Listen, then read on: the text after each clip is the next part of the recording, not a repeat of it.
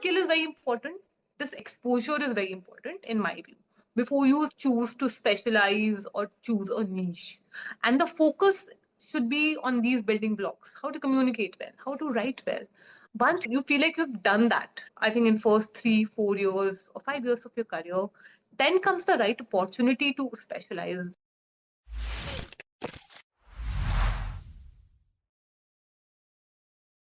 Hello and welcome back to the Superloy YouTube channel. Today we are thrilled to welcome Astha Srivastava ma'am. Ma'am is a principal associate at Ikigai Law. With over 9 years of experience, she specializes in providing regulatory and strategic guidance to innovation-driven businesses, particularly within the fintech sector. She has advised leading clients across diverse industries, including aviation, FMGC, hospitality, EVs, offering expert advice on product launches and regulatory strategies. Additionally, she is the co-author of the widely read fintech newspaper, FinTales, and frequently contributes her insights to top-tier publications. We are excited to have you today with us, ma'am. My name is Anshi, and I'm an associate with the Superlawyer team. I'd like to introduce you to Divya ma'am now. Divya Trivedi ma'am is our team lead at Superlawyer and has extensive expertise in legal and technology matters, including AI, ethics, privacy compliance, IPR, technology law, and related.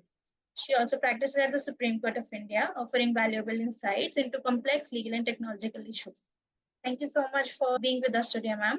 I'd like Divya ma'am to now please take the dance. Thank you.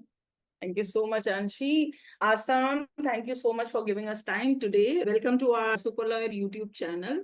What we do here is talk about the most advanced matters like you pick up in your company, Ikigai Law, which I'm a fan of.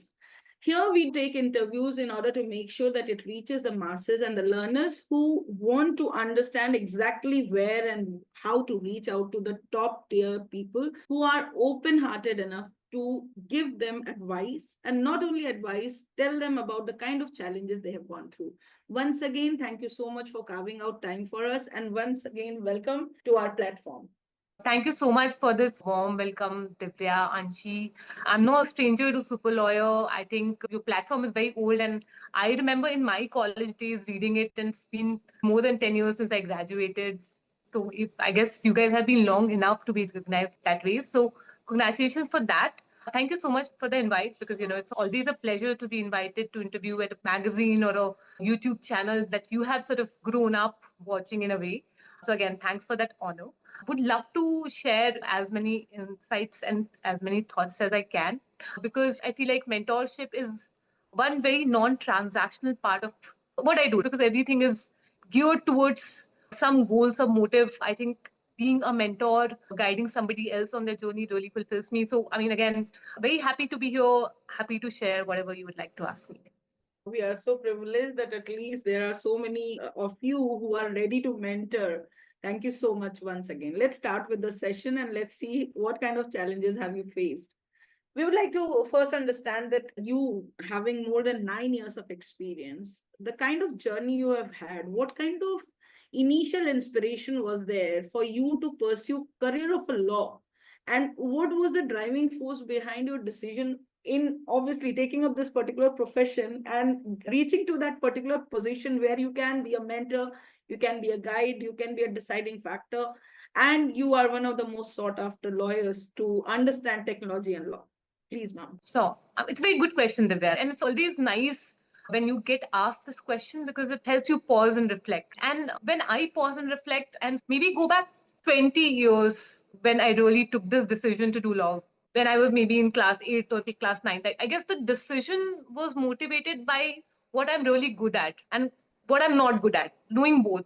So I knew that I was good at public speaking. I loved speaking to people. I loved reading. I loved analysis, and bringing together all those skill sets, which was innate for me. Law made more sense. That was the time when internet has just come in. So when I was in 10th standard, 11th standard, I remember my father bought us a desktop which used to be connected to LAN, And there was a dial-up modem and all of that. And on that, I read up what CLAT is, what law means, what going into this profession means. I'm a first generation lawyer. My father was an English literature professor. I don't have lawyers in the family as such. So that was the only source. Internet was what sort of got me to it. And now life has come to full circle where I'm advising with technology. So yeah, that was the motivating factor. I also knew what I was not good at, or maybe average at. I was average at maths. If I was an engineer, I would have been an average engineer. But I didn't want to be that. I wanted to be excellent in whatever I do. As an ambitious person, that's what you want. So I decided to go for law. And looking back, I think that decision made a lot of sense. I'm also at that young age, that decision was not easy. And another thing was that I didn't have many mentors because I grew up in a very small town. So just connecting it back to the first thing I said, why I am drawn to mentorship is because I didn't have many mentors growing up. I knew how hard it is to take these kind of decisions. My decision proved right, but somebody else might not have the same journey. So again, that's what motivated me to do law, like just having the right skill sets for it. And then I didn't think much about it, whether I'll succeed or not. The only thought at that point was that I knew I'll enjoy it. I enjoy reading, I'll enjoy public speaking, and I knew that I would also enjoy this in the future. That was the only thought in mind because I'm supposed to do this for a lifetime now. And from there, the college started, and I was very drawn to finance, not technology so much, because there was no tech law when I was in college. 2010 to 2015, there was just IT Act and nothing else. But I was really interested in finance. That's what attracted me to corporate law firms. I started with transactions, PBC, mergers and acquisitions. I did a bit of that in JSA where I spent 4 years. But I think advisory really stuck with me. And as I moved through my career from 4 years at JSA to Indigo, I think I had made up my mind that intersection of finance and tech is the right place to be. The choice about finance was natural. The choice of tech was more opportunistic because I took that decision in the pandemic. I will be honest, it was not like I was always drawn to tech, but I was always drawn to finance, and that intersection made perfect sense. I, in a way, found my ikigai in the sense that I was good at it. It helped me make money and I enjoy it. That's what an ikigai is, and then just came to full circle. So this is a little bit about my journey, why I chose law, why I got where I am. And it's been 5 years since, and I still get up every day. And not every day is the same. There's struggles and all of that. I'm not going to paint a very rosy picture, but of course, most days I really get up excited going to work. And I think that's rare. So I'm grateful for it. So basically, if you love what you do, you don't work actually, you just do it. Well, you do still work. No, again, I won't say that. I think you still work. It's still hard. Look, you're going from point A to point B, you're jumping up, it's going to be hard. Let me not paint again a very rosy picture. But because it's hard, you're doing it, there's sort of value in it. If it was not hard, everybody would do it and there won't be any value. Having said that, there are parts you enjoy. You get intellectual satisfaction, you get monetary satisfaction, you get recognitions, and those things give you that sense of achievement. You also have a bigger purpose perhaps in life of mentoring other people looking at you getting motivated. So all these are motivators, but it's not like you don't work, you do. It's a lot of hard work. Every day is new learning. Some days are a struggle, most days are nice. So we'll keep this in mind that we have our own challenges and we have to work for it. Now, when you're talking about fintech and you said that particular love about finance and law, in fintech, there are so many new entrants, especially the disruptive tech, especially when you talk about fintech. First thing comes to mind is blockchain. So we would love to understand your views about that particular aspect because it is based on technology, but there are certain things where it helps you immensely planning your finance and law merger. As you are so much into corporates, how do you see they planning this particular advent of this technology, and how do you plan consulting for them? Because as you said that obviously there are certain things which have changed over the years.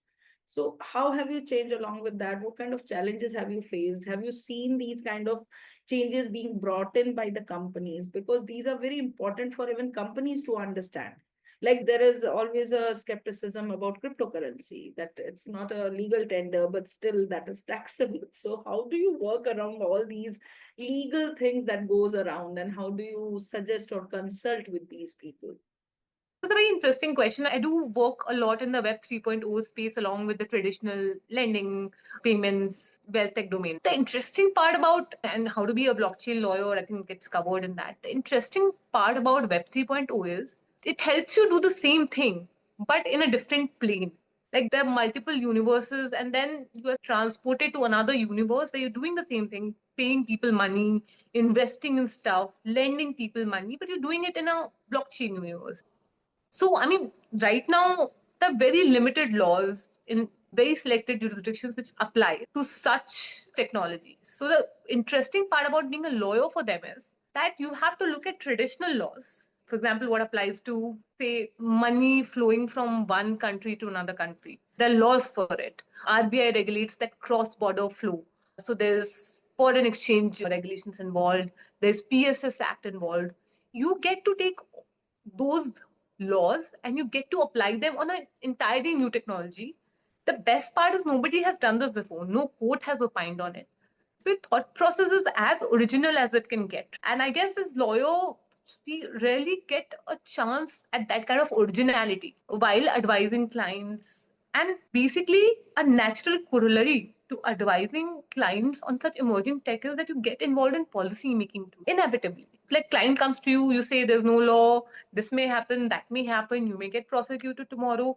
The client says, you know what I want is that I want to push this particular narrative with the government in the public domain. And then you get involved in that also. You go to the right rooms, you pitch that idea, you advocate for enabling regulations with the policymakers, with the government, with the RBI. For example, Ikigai was one of the companies which filed a case in the Supreme Court and was one of the leading law firms arguing against the RBI. So you get to do all of that exciting work, which I don't think the generations before us got to do. Like you had to serve your dues, you had to wait for 20 years, and then you got to do what you call original thinking. I think as a 30-year-old lawyer, I can do it without somebody older coming and saying, I know this better than you. I think that's a privilege.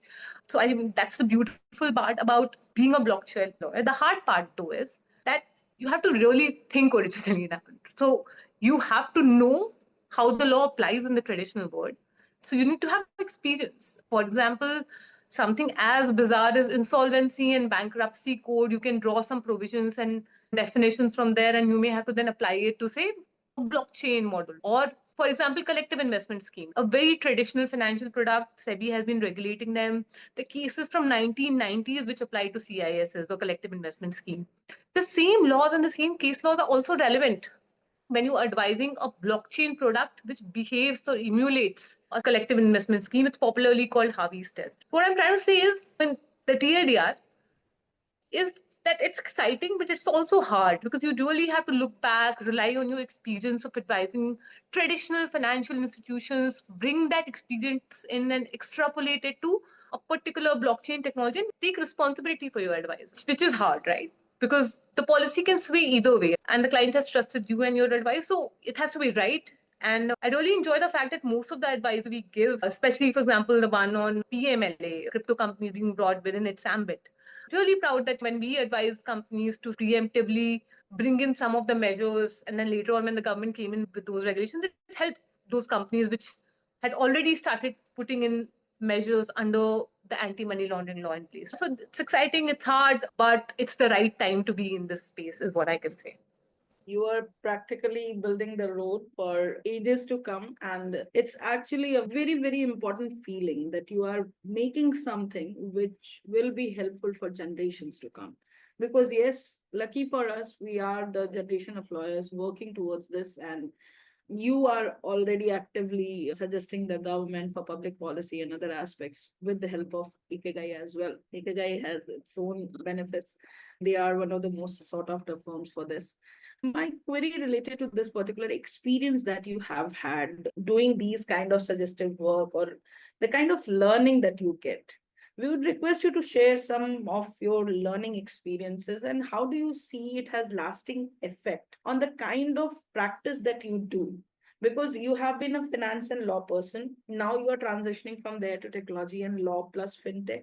So how do you see that this learning is going to help you exponentially in increasing your career as you already have transitioned from so many things to now an in-house role? How do you see these learnings are going to be helpful in your careers and how learners can see that they can approach this with obviously not a similar fashion the way you have approached? Everyone has their own journey. How do you suggest that they can do the similar kind of thing with their own experiences? Nowadays, I see a trend where everybody wants to be a tech lawyer for obvious reasons. Even I wanted to be a tech lawyer for the same reason, which I very honestly admit now. But I will just say one thing, and I'll draw a parallel from the medicine world that till the time you don't understand the body, the human body, you can't become a heart specialist.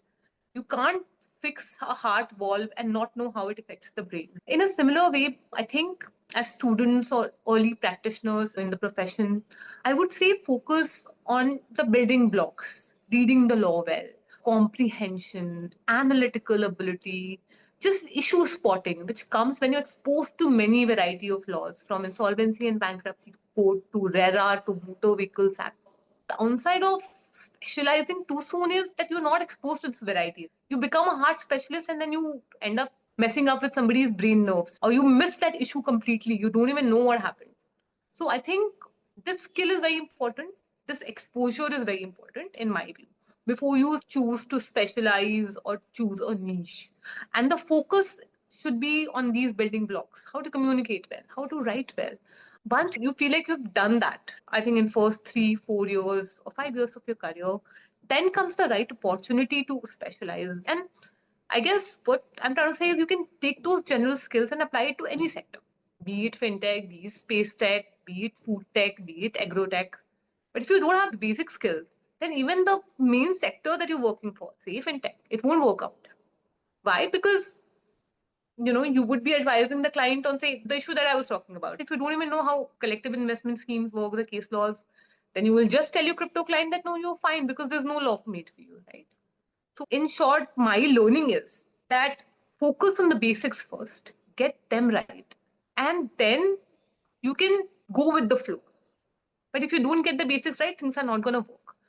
Now, coming to the everyday basis, whatever I'm learning, I think it's building up to something amazing. I'm especially excited about AI coming in, that changing everything around us, the life as we know. And I think we as lawyers have a very important role to play there. Because who sets the rule for this new world? Who decides how AI practices law? We decide that, right? We get to set the rules for that. So I am very excited because I feel like the learnings that I or other lawyers in my space have, we can take that and really determine the direction in which the world goes in the future. So I'm excited. Though I'm not a tech person, but I'm excited to be a part of that change. I feel like if I hadn't done it, I would be suffering from major FOMO that there's a change happening in the world. So much is shifting, and I am not a part of that shift. So that's how I see the next 10 years of my career, of people who are in the same space in their careers. The pie is huge already, getting bigger. We need more talented lawyers. We need thinkers. We don't just need people who can read, interpret law. We need thinkers. And I think if somebody is in law school, early stages of their profession, they should really focus on that. Wow, what a beautiful way of representing this particular thought of your learning. It's amazing. Also, you have been working as a principal associate for quite a bit, where you have been involved in not only suggesting but advising fintech startups. The kind of legal and regulatory frameworks that are around fintech, especially in Indian jurisdiction, how do you see the obstacles can be overcome, and how do you suggest these fintechs to work in the kind of jurisdiction that we have? And do you see any difference in between national and international jurisdictional aspects related to these kind of regulations? Because there are different kind of challenges every country has with their own jurisdictional issues. So what kind of change differences have you seen in the success or failure of startups, keeping in mind India international? That's a good question. I think we as a country, we're doing well because, see, UPI is a great success. There are other parts of our digital public infrastructure, like account aggregator frameworks, which are ramping up. They're all government owned, government promoted. So the government has done well there. The government has been supportive. Now, UPI is the poster boy of innovation for India. The government has had a big role to play in it. NPCI, which is basically the entity which runs UPI, it's also owned by the major banks in the country. So the government is doing its bit. Regulators are also, I think, trying really hard. For example, for the financial sector, RBI as a regulator, it not only looks after financial regulation, but it's also a monetary policy maker. So it has too much to do, but I think despite that, it has done a fair job. Have there been challenges? Yes. The kind of challenges we've seen is that businesses run for 4 years and then one day RBI just decides to shut them down because it become too big to fail. It makes incumbents uncomfortable or whatever the reason may be. So I guess those knee-jerk reactions we're going to see less as we go forward, because even RBI is getting accustomed to the ways of working of technology. For example, up until now, RBI was a very closed door ecosystem. You have to really struggle to get meeting. Now RBI has opened its door for some, and it has something called Fin Inquiry every month, which is a great initiative where you as a fintech company can go participate and really interact with even the RBI deputy governors. So I think RBI is also changing its stance. So has the Ministry of Finance. Like last year, our Honorable Finance Minister had a meeting with so many fintechs just to listen to them, listen to their concerns, their anxieties. So I think government and regulators are both trying to be supportive, but we have to also understand the challenge here. You and me, we as lawyers struggle so much to figure out how should something be regulated. The regulator is also in the same shoes. They are also trying to catch up. They are also figuring things as we go along. I think things will only get better. So the TLDR, I think India is doing okay. Our industry is vocal enough to fight for its cause. We have the right kind of supporters for the industries, the right kind of advisors for the industry, and the regulator is listening. It's not like the doors are closed. Regulators also understand the importance of having that dialogue with the industry, because the time has passed when you can do lawmaking in silos. So I think we are doing okay as a country. I'm not too concerned about the future. Now, when I compare it to other jurisdictions, well, I would say that some practices which are good in every jurisdiction. For example, I think Hong Kong and Singapore type jurisdictions, they're more amenable to innovation. They are more forward looking in their approach. They come up with regulations much before we do when it comes to emerging tech. For example, Malaysia, Hong Kong, even Dubai for that matter, already has regulations to regulate blockchain. What this does is it gives regulatory certainty. You attract more investment when you have regulatory certainty. So it's good for those sectors. I think these are some things that India can also borrow. Indian regulators can borrow out of the book of these different regulators. So I think this is pretty much the things which can be borrowed, but we're doing okay. I'm not too concerned. Thank you so much for being absolutely clear and very vocal about this fact that yes, government has been very, very active in making sure that we have better fintech work and better fintech startups also. But then there are obviously certain fallbacks as well. All of this you have been doing all throughout. How did you transition from this to technology and law? You already have said that that was kind of your COVID thing, but then you must have put in a lot of effort also. It's not that easy that you just move from one to another aspect of law and excel at it. So, how have you managed to do that? Switching practice areas can be one of the hardest things to do. I do agree. I've spoken about the benefits, right? That how you can apply the learnings from one practice area or sector to another. But yeah, let me admit it's extremely hard. Let me just walk back a bit for this as to why I did it, because it's important that people know why people make this transition. I started my career, like I said, with general corporate because I wanted to be with corporate law firms. Didn't know what to do exactly. Like everybody, I was also like, ye karna hai, but I didn't know exactly which team to choose from. I also did not have that liberty. Basically, you join the team that you get picked for. So I started my career with this firm called Themis Associates, and they are mostly into private equity investments. But Themis only does investment, used to do or advise on investments. I wanted a broader canvas. I want to do more. I want to do advisory also. So that's what made me move to J Sagar Associates, where I spent 4 years. Now, when you do general corporate as a practice area, it has so many things under the sun. You advise on e-commerce laws, you advise on information technology laws. Like I was saying, you advise on RERA, you advise on real estate, leases, motor vehicle act, loan transactions, banking and finance. I mean, you name it and you have it. And there's a reason why it's called general corporate, because it's everything that a corporate needs. And it was very tough. Like everybody's formative years, you're learning how to read the law, you're learning how to deal with clients, you're learning how to be responsive enough, the late nights, and all of that. But I really liked what I did. I liked the subject matters. I guess I stuck through. I also got the privilege to work with some of the most amazing lawyers in the country while at JSA. That was really motivating. There were so many people I could look up to and learn from them. So that was also a great thing, but I'm still figuring out. I'm at a stage where I'm still figuring out. I don't know exactly where I want to land in my career. I'm just going with the flow. Like I said, first I had to build basics. I had to learn about the human body as a doctor would. I was learning about the whole law firm ecosystem, the laws involved, how to give advice to the client, how a M&A PVC transaction runs. And I think after a good 2.5 years, I decided that transactions are not for me. They may be good for somebody else, But I felt like advisory gave me more variety.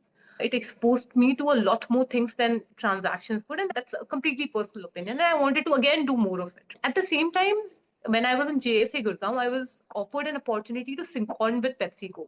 And PepsiCo was at that point in time transferring all major plants in India to Varun Beverages Limited. It was a major business transfer. And when I went to PepsiCo, I was amazed because that's the first exposure that I got to business as a lawyer, where I would interact with the communications team, the supply chain team, the plant managers. Basically, my job was to manage everything and bring the entire business transfer together to its conclusion. And that was very interesting, very fascinating, because then I got to learn how is my advice impacting people on an everyday basis. If I told this guy to give up a license tomorrow, this is what is going to happen to this particular plant. If I tell this contract should be amended in this manner, the entire supply chain is going to get impacted in this way. And it was very exciting for obvious reasons. You got to see the impact of your advice, which I was not able to see up till now as a younger associate. And that point in time, I really thought that in house, I do want to experience for a little bit because it seemed so exciting for simple reason. And that's why I chose to move to Indigo after 4 years at JSA. Indigo was as exciting as I had imagined in the beginning. I was working on aircraft leases, I was working on technology agreements, software that went into aircraft, drafting agreements for them. That was the first hand exposure I got of how law interacts with technology, because aviation is also nothing but technology. And that was again very exciting. I remember there was many floors in Indigo, and I remember going to one of the floors where they track all the flights and all of that. They had multiple screens, and as a lawyer, it was very exciting to see all of that. It was very exciting to interact with pilots, the whole staff managing the aircraft traffic. So basically, that was exciting, and that drew me to technology. I thought that is something that I could understand and do. At the same time, pandemic happened, the work slowed down, and I got an opportunity. I was already in touch with Ikigai, and I got an opportunity there. And since the practice area that I chose was fintech, why? Because aviation at that time, of course, was not as attractive, and I was always drawn to finance. I had decent exposure to tech, and it made sense. I did not want to go back to doing transactions. I wanted to do advisory, and I wanted to find my niche. And this seemed like it. I read the definition of fintech when I joined Ikigai, and that's the base level from where I started. I won't lie, it's very hard. Pick up these new skills. You try to sort of show yourself as an expert when you're just 1 month old in the sector. It's damn hard. You fail many times, you fall on your mouth several times. But I think by that time, the law firm training taught me one thing, that you should be okay being uncomfortable. By that time, I was okay with those uncomfortable feelings. I could live through them. And I was enjoying the subject matter. And to be an expert, I mean, you basically need to do three things. You need to read about it, you need to write about it, you need to practice it. And I was doing that on an everyday basis.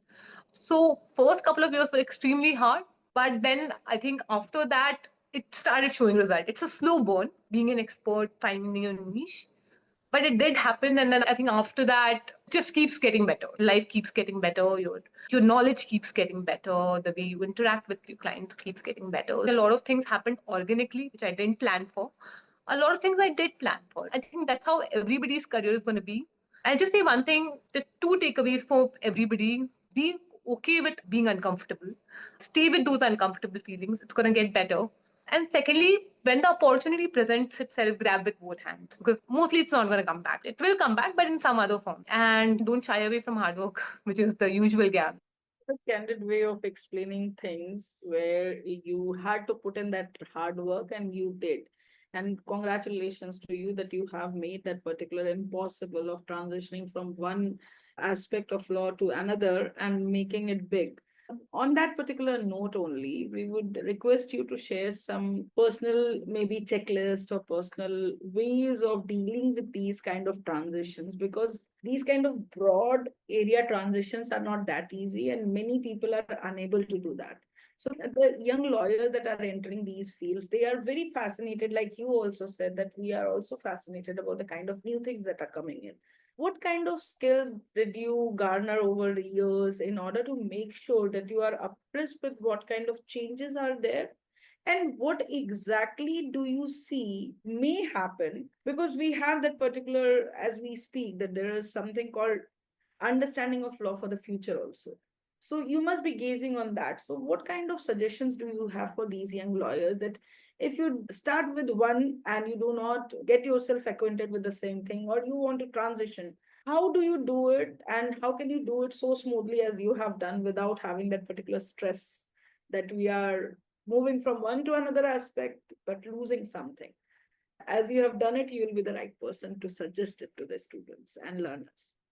The answer to this is very, very basic. In my experience, see, anybody who's going through a good law school, who has joined a good law firm, or working with sharp lawyers, they are smart, they're intelligent. That's why they are where they are. So that is table stakes, no? That everybody has. You're sitting on a poker table, that's table stakes. Everybody has same cards. In my experience, and not just with me, with people who are a part of my team and otherwise, I think people who really succeed are the one who's resilient. I think that's one skill we're not taught in school or law school or even in law firms. Second is patience. I mean, to know whether you like something or not, you have to stick through it at least 2 years, 3 years, and then make the move. That's also very important, and it's hard. Let me admit it's very hard. So stick to it. And third thing I would say is that, again, it sort of segue from the previous point. My tip is that you enjoy something when you're good at it, slightly good at it. To become good at something, you have to spend some time. That time is very painful. You're making a draft, you're sending it to your partner, it's getting a deadline, it's coming back, you suck at it. So obviously you won't enjoy it. So was I. It's not like I was born with knowing how to draft well or how to communicate well with clients or how to service them well. This is all training. These skills are not innate. No, I believe everything can be learned, but this is more of training. You have to stick through it, be okay with that feeling, learn to survive it, be resilient, and then get to a point where you're good at it. The moment you're good at it, you enjoy it. Then you evolve from there and you know how the game is. So I guess that's the most important skill. I won't say it's understanding law. I won't say it's reading more. Everybody does it, yeah. That's why they are where they are.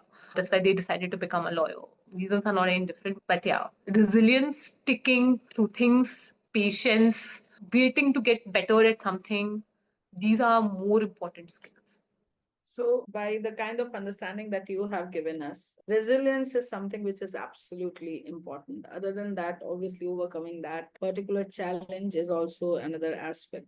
All of this you do in the 24 hours we get. How do you manage the kind of, I will say, mental, physical, professional, personal health in doing so? And what kind of strategies do you follow? I'm pretty sure they must be very basic and very advanced at the same time.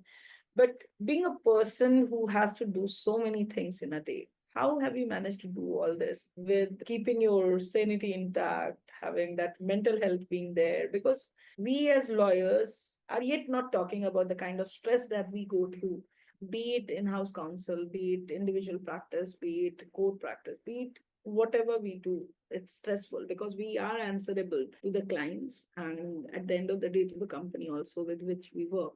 So how do you manage that? It's a good question, and the one that I guess I get asked a lot.